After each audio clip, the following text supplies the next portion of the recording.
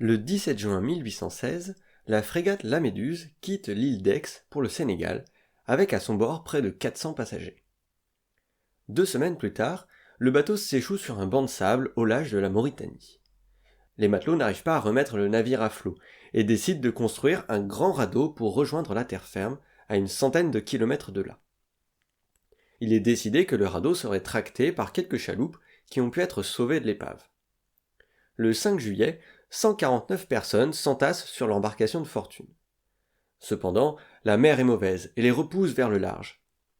Le commandant de la Méduse, à bord d'une des chaloupes, décide alors de couper les amarres et abandonne les naufragés du radeau à leur triste sort. Rapidement, les survivants meurent de soif et se battent pour les maigres ressources qu'ils ont pu emporter. Ils se jettent dans la mer par désespoir et doivent se résoudre à l'anthropophagie pour survivre. Au 7e jour, il ne reste que 27 survivants. Le 17 juillet, un navire français leur porte secours. Ils ne sont que 15 encore en vie sur le radeau.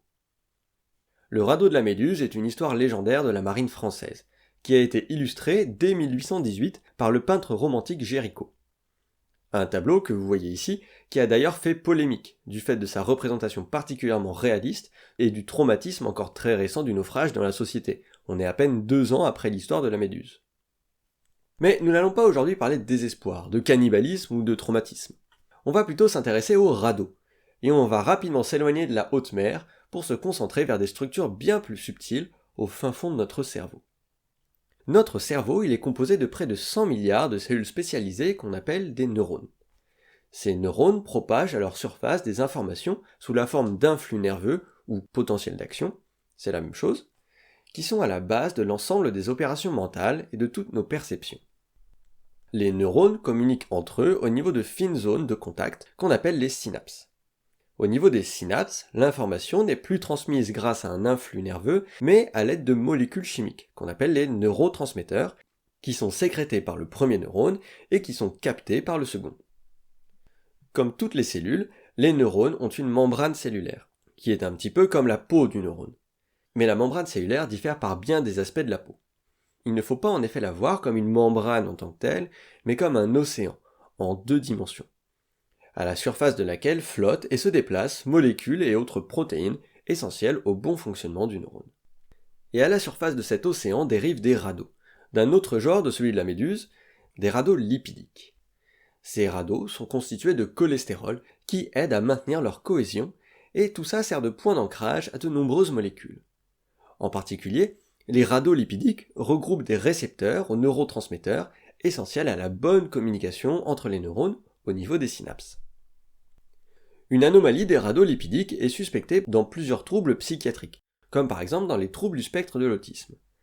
Ces derniers sont caractérisés par des difficultés dans les interactions sociales ou pour communiquer. On retrouve aussi des comportements répétitifs, comme les balancements d'avant en arrière, des intérêts restreints, qui sont des passions qui sont trop envahissantes au quotidien, mais aussi des particularités sensorielles, comme une hypersensibilité au bruit, ou au contraire un manque de sensibilité pour la douleur. Plusieurs études retrouvent des anomalies du cholestérol chez certaines personnes avec autisme. Alors qu'on entend souvent qu'un excès de cholestérol est mauvais pour la santé, chez ces personnes c'est plutôt l'inverse. Certaines de leurs difficultés pourraient peut-être provenir d'un manque de cholestérol. Ce manque de cholestérol pourrait perturber la structure des radeaux lipidiques flottant à la membrane des neurones, et donc altérer les récepteurs aux neurotransmetteurs qu'ils contiennent, et donc in fine altérer la transmission des informations nerveuses d'un neurone à l'autre. Tout cela va perturber les opérations cognitives dans leur ensemble, et donc potentiellement avoir une répercussion sur les interactions sociales, sur la communication. Alors, ces mécanismes restent très hypothétiques aujourd'hui, Il n'existe pas de consensus scientifique, loin de là. Mais il semble exister, ces phénomènes, dans de nombreux autres troubles psychiatriques, comme la schizophrénie ou la dépression par exemple. Il faut pourtant se montrer prudent. Les anomalies du cholestérol ne se retrouvent assurément pas chez tous les patients avec autisme, et quand bien même, s'ils sont présents chez ces patients-là, ils n'expliquent certainement pas l'ensemble des symptômes. En psychiatrie ou en psychologie, il y a rarement une cause unique à l'origine de l'ensemble des symptômes qu'on peut observer. Aujourd'hui, de nombreux chercheurs à travers le monde se penchent sur le rôle du cholestérol dans de nombreuses pathologies neurologiques ou des troubles psychiatriques. Ces recherches sont passionnantes, car elles nous permettent de comprendre ces troubles avec un point de vue différent et original. Si vous voulez en savoir plus sur ces recherches, je vous renvoie vers les articles de mon blog qui traitent du sujet. À bientôt.